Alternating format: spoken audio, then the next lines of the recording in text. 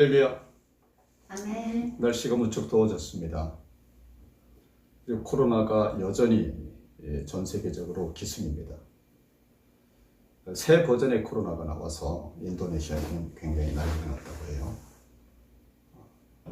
슬픈 죽음의 그 곡소리가 전 세계에 멈추지 않고 있습니다. 우리가 더욱 열심히 기도해야 할 것 같습니다. 그리고 오직 하나님이 이 코로나를 통해서 무엇을 말씀하시는지를 우리가 잘 살피고 더 견고하게 믿음을 돌아보아야 할 때인 것 같습니다. 여러분, 최근 저는 눈물이 나도록 살아라 라는 글을 보고 굉장히 감동이 되었습니다. 눈물이 나도록 살아라. 이 말 속에는 희망적인 의미가 들어있어요. 눈물이 나도록 포기하지 말고 절망하지 말고 살아야 한다. 혹은 눈물이 나도록 힘을 써야 한다. 그런 의미가 있는데요. 여러분, 이 글을 보면서 제 마음속에 성경 구절이 하나 떠올랐습니다. 바로 오늘 본문 말씀입니다. 다 같이 이 말씀은 외우셔야 합니다. 항상 기뻐하라. 쉬지 말고 기도하라. 범사에 감사하라. 이것이 그리스도 예수 안에서 너희를 향하신 하나님의 뜻이니라. 아멘. 그래서 눈물이 나도록 우리가 기뻐해야 되겠구나. 그래서 눈물이 나도록 기도해야 되겠구나. 그래서 눈물이 나도록 감사해야 되겠구나. 이런 마음의 감동이 와서 오늘 말씀의 제목으로 선포하게 되었습니다. 다 같이 따라서 하세요. 눈물이 나도록 살아라. 눈물이 나도록 살아라. 오늘 말씀의 제목입니다. 본래 이 말은 프랑스 작가였던 알베르 까뮈라고 하는 사람이 말한 유명한 말입니다. 그리고 브랜드라고 하는 사람이 눈물 나도록 살아라 라는 제목으로 책을 썼는데요. 베스트셀러가 되었습니다. 전 세계적으로 번역이 되고 많이 팔리는 책, 바로 그 책 눈물이 나도록 살아라. 그 글에 소개된 내용을 오늘 하나 읽어드리도록 하겠습니다. 영국에 사는 두 아이의 엄마 샤롯 키들리가 세상을 떠났습니다. 향년 36세예요. 대장암 4기 진단 후 간과 폐에 전이되어 25회 방사선 치료와 39번의 항요법 치료도 견뎌냈지만 끝내 놓아주지 않았습니다. 결국 영국에 살던 이 두 아이의 엄마 샬롯 키틀리가 세상을 떠났습니다. 그녀가 남긴 마지막 블로그의 내용인데요. 제가 한번 읽어드릴 테니까 글의 의미가 무엇을 뜻하는지 한번 생각해 보시면 가정의 날을 맞아 좋을 것 같다는 생각이 듭니다. 살고 싶은 나날이 너무 많은데 저한테는 허락하지 않네요. 제 아이들 커가는 모습도 보고 싶고 남편에게 못된 마누라도 되면서 늙어보고 싶은데 그럴 시간을 안 주시네요. 살아보니 그렇더라고요. 매일 아침 아이들에게 일어나라고 서두르라고 입 닦으라고 소리소리 지르는 나날이 행복이었더군요.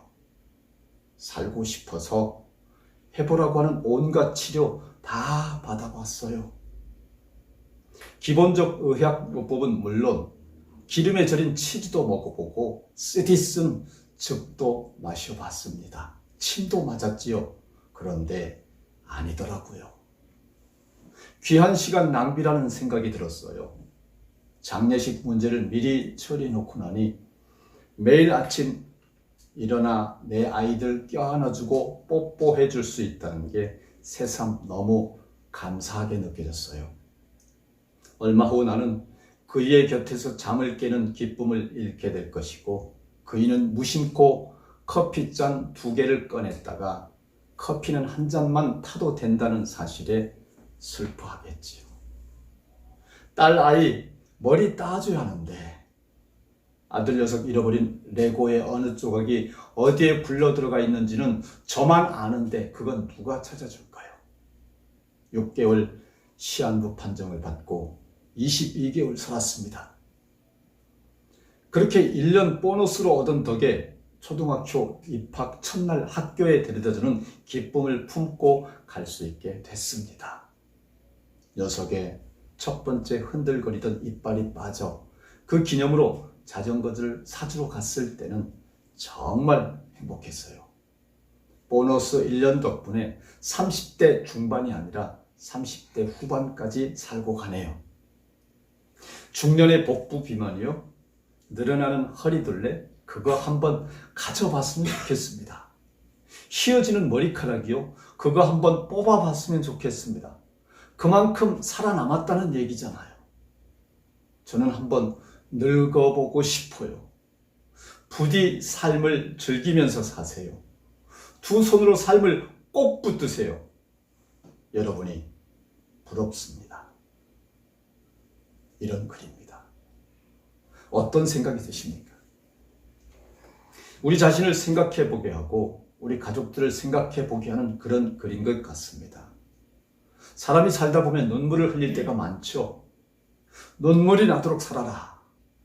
하나님께서 어느 날 천사들에게 이런 명령을 했습니다. 세상에 내려가서 가장 귀하고 아름다운 것을 가져오라. 그래서 첫 번째 천사가 내려가 세상을 돌아보니까 사람들이 다이아몬드를 좋아하는 거예요. 다이아몬드가 귀하고 너무 아름답게 반짝거려서 그 천사는 다이아몬드를 구해서 가져왔습니다. 두 번째 천사가 또 세상에 가서 보니 여인들이 너무 아름다운 거예요. 그래서 여인들의 아름다움을 가져왔습니다. 그런데 세 번째 천사는 세상에 내려가서 많은 사람들을 보았는데 어떤 분들이 기쁨의 눈물을 흘리는 거예요. 그 기쁨의 눈물을 눈물단지에 담았습니다. 또 어떤 분들은 기도하면서 회개의 눈물을 흘리고 변화되어가는 그런 모습을 보았는데 그 눈물의 기도를 또한 그 병에 담았습니다. 그리고 어떤 분들은 너무 감사해서 감사의 눈물을 흘리는데 그 감사의 눈물을 그 병에 담았습니다. 해서 그 눈물 단지를 가지고 하나님께 올라가 그 앞에 바쳤습니다. 그랬더니 하나님께서 그 세 번째 천사가 가져왔던 눈물을 보고 가장 귀하고 아름다운 것을 가져왔구나라고 칭찬했습니다. 여러분, 이 이야기는 탈무드에 나와 있는 이야기입니다. 사람이 살아가면서 많은 눈물을 흘리게 되는데요. 때로는 슬퍼서 우는 눈물이 있습니다. 억울해서 우는 눈물이 있습니다. 너무 아파서 흘리는 눈물도 있습니다. 그런데 정말로 흘려야 할 눈물은 기도의 눈물입니다. 기도하면서 흘리는 눈물, 기뻐하면서 흘리는 눈물, 감사하면서 흘리는 눈물, 그 눈물들이 하늘의 보좌를 움직이는 역사가 일어나는 거예요. 누구나 눈물을 흘리면서 살아야 하는데 어떤 눈물을 흘려야 할까요? 눈물을 흘리며 살아라 라는 이 글을 보면서 첫 번째는 눈물 흘리면서 우리가 기뻐하며 살자라고 하는 이야기입니다. 기쁨의 눈물을 흘리자. 16절 말씀입니다. 항상 기뻐하라. 16절 말씀이에요. 항상 기뻐하라. 굉장히 짧은 구절이지요. 우리가 기쁨의 눈물을 흘리면서 살자 하는 그런 말씀인 것입니다. 우리의 많은 눈물들 가운데 그 기쁨의 눈물을 하나님께서 기뻐하신다는 사실입니다. 5월은 가정의 달이고 지난주 어버이주 그리고 어린이 주일이 있었습니다.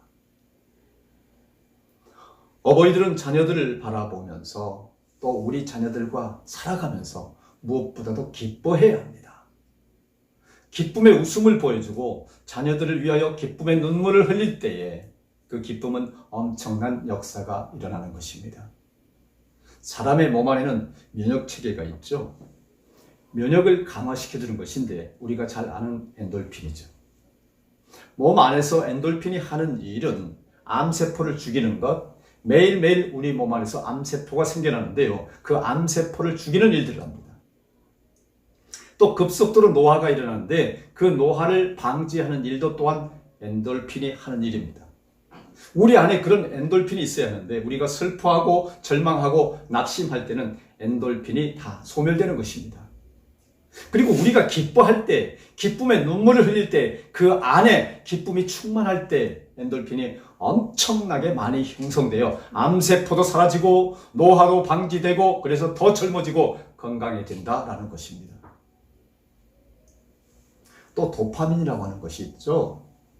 같은 면역체계를 강화시키는 것인데요. 도파민은 사람의 우울증을 치료하기도 하고 또 치매를 예방하기도 하는 그런 역할을 합니다. 이 도파민 역시 우리가 감동받고 기뻐하고 행복할 때라야 생겨납니다.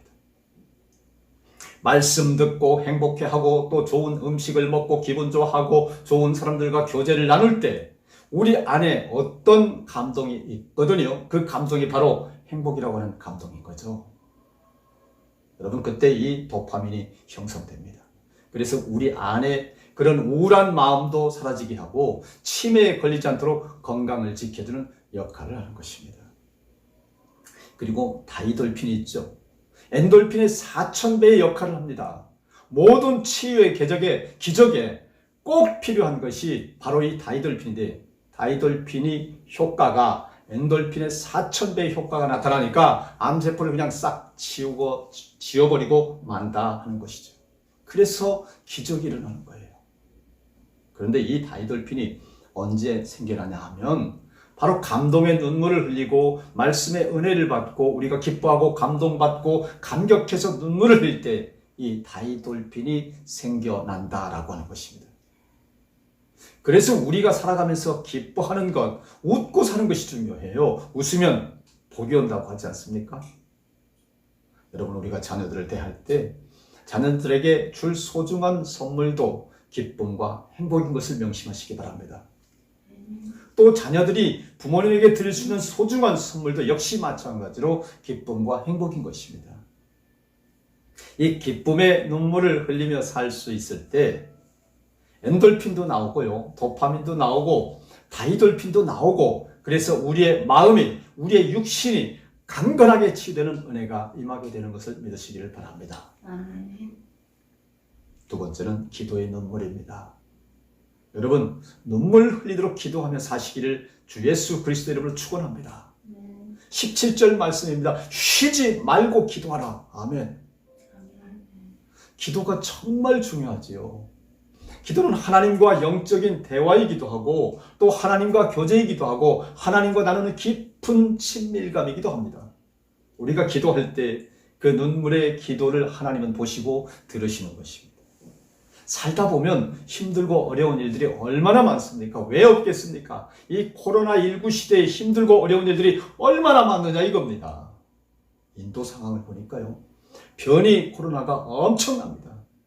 정말 말세의 징조인가 할 정도의 상황이에요. 하루 수십만 명 확진자가 나오고요, 4,000명대가 하루 동안에 죽어나가고 있어요. 4,000명씩이나. 사망자가 너무 많아서 화장터가 없으니까 마을에 화장터를 만들어 그냥 나무들을 모아서 다 화장시키고 있을 정도라는 겁니다.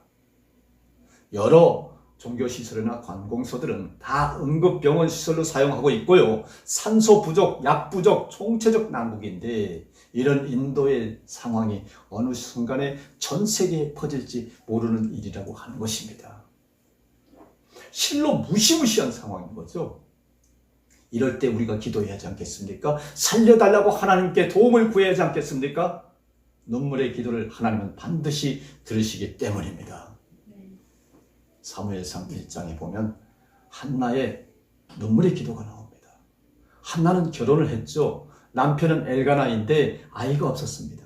그러다 보니 엘가나가 또 한 번 결혼을 했어요. 그런데 새로 결혼한 브린나라는 여자는 아이를 쏙쏙쏙 정말 잘 낳는 거예요. 한 번은 집안 행사를 하는데 한나가 뭐라고 하기만 하면 브린나가 아이도 못 낳는 주제에 이야기를 한다고 너무나 마음을 아프게 하고 분노를 유발시키는 겁니다. 그래서 억울하고 분하고 기가 막힌 나머지 한나는 성전에 올라와서 울며 기도합니다. 하나님, 저에게도 태의 문을 열어주십시오. 자녀를 허락해 주십시오. 제게 아들을 주신다면 그 아들 하나님께 바쳐서 하나님의 종이 되게 하겠습니다. 눈물로 통곡으로 하나님께 소원 기도를 하죠. 그런 한나의 기도를 들으신 하나님께서 응답하십니다. 한나의 가정에 사무엘이라고 하는 아들을 주십니다. 할렐루야. 나는 그 아들을 하나님께 약속한 대로 성전에 보내서 하나님의 사람으로 키워냅니다. 그렇게 눈물의 기도로 낳았고 눈물의 기도로 키웠던 그 사무엘이 이스라엘 나라의 사울 왕을 세우고 다윗 왕을 세웠던 위대한 선지자가 된 것입니다. 여러분, 자녀들을 위해 할 수 있는 많은 일들 중 눈물의 기도보다 더 중요한 것은 없습니다. 자녀들을 위한 눈물의 기도는 하나님이 그 눈물을 보시고 들으시고 반드시 응답해 주십니다. 할렐루야. 열왕기하 20장에 보면 히스기야 왕의 이야기가 나옵니다. 히스기야 왕은 선한 왕이었습니다. 통치를 정말 잘했습니다. 그런데 어느 날 보니까 몸에 병이 들었어요. 보통 병이 아닙니다. 사형 선고를 받은 병이에요. 시한부예요. 곧 죽으니까 집안을 정리해라. 그런 사형 선고를 받은 병입니다. 그때 히스기야 왕은 오직 하나님을 향해 벽을 바라보고 기도했습니다. 하나님, 제가 하나님 앞에 진실로 살아왔던 것, 전심으로 하나님을 섬겨왔던 것, 하나님 앞에 선하게 살아온 것들을 기억해 주십시오. 그리고 이 종을 살려주십시오. 이렇게 눈물로 기도했습니다. 그러자 하나님은 히스기야의 기도를 들으시고 내가 내 눈물을 보았다, 내 기도를 들었다라고 하시면서 병을 고쳐주시죠. 이렇게 죽을 병도 죽을 몸도 눈물의 기도를 통해서 다시 살게 해주시는 하나님인 것입니다.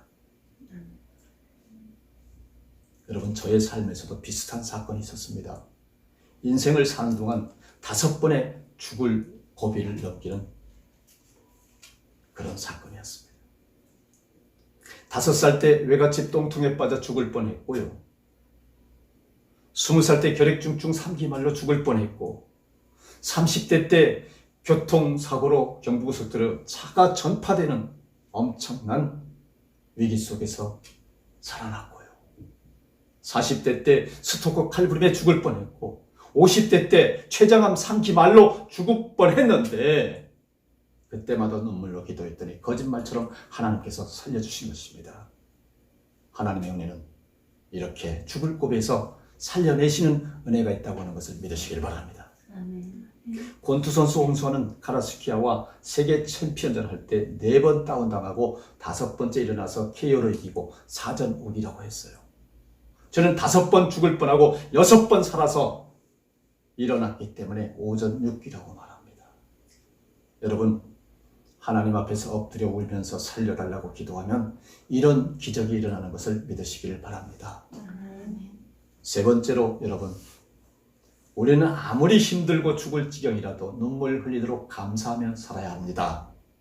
범사에 감사라, 이것이 그리스도 예수 안에서 너희를 향하신 하나님의 뜻이니라. 아멘.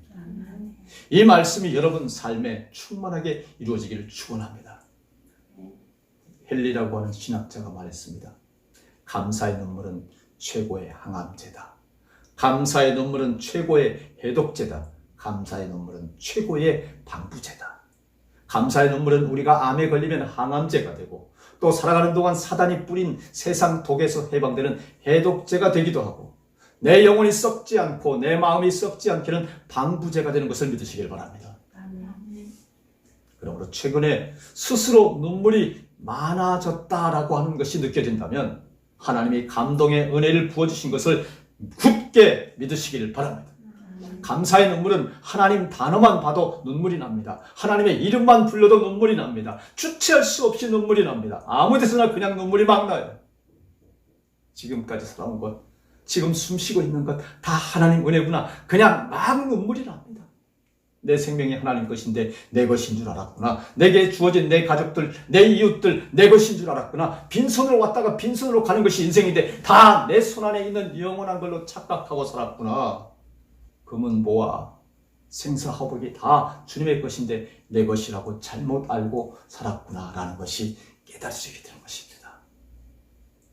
나의 시간이 하나님의 것인데 그것을 하나님이 나에게 선물로 주셨구나.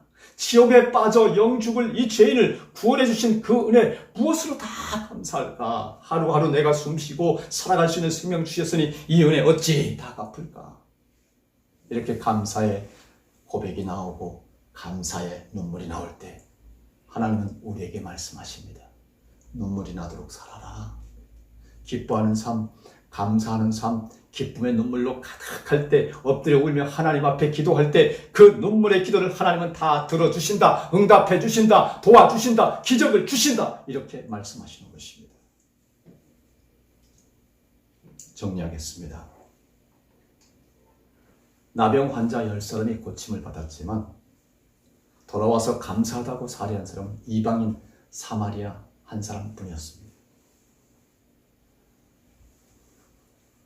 예수님께서 그 9은 어디 갔느냐, 10사람이 다 고침을 받지 않았느냐라고 하셨을 때 양심의 울림이 우리 가슴을 때리지 않습니까? 우리가 그 한 사람이 되어야 하는데 그 9사람 속에 속해 있었던 것입니다. 바로 우리 자신이 감사하지 못하고 살아온 이유인 것입니다. 오늘 이 말씀을 마음에, 가슴에 깊이 새기십시오. 항상 기뻐하라. 쉬지 말고 기도하라. 범사에 감사하라. 이것이 그리스도 예수 안에서 너희를 향하신 하나님의 뜻이니라.